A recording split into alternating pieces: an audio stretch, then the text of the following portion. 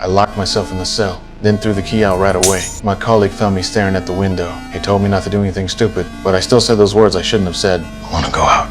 But no one who said those words ever survived. Turns out, humans in the future world live 1,500 meters underground. There's a special rule here. Anyone who says the words "go out" gets forced to the surface. Everyone who went to the surface before died from the toxins in the outside world. But I said those forbidden words without hesitation because of my wife's mysterious death 3 years ago. That day, my wife shouted in the cafeteria, "The outside world is actually full of birds and flowers. The ruins everyone sees on the screen were images deliberately altered by the leaders. The purpose was to imprison people here, but seeing no one reacted at all, she shouted those forbidden words. I want to go out! So, as the sheriff, I had to personally send her to the surface world. The bunker residents watched through live broadcast as Allie went outside. She wiped the bunker's camera with wool. She excitedly thought the outside world was livable, but she collapsed after just 2 steps. People's hopes were crushed once again. However, only I knew my wife told me before leaving. If the outside world was livable, she would turn back to wipe the camera. So her death must have another reason. To find out the truth, I also said I wanted to go out. So the mayor put me in a protective suit and sent me out. I walked up the long stairs to the surface world,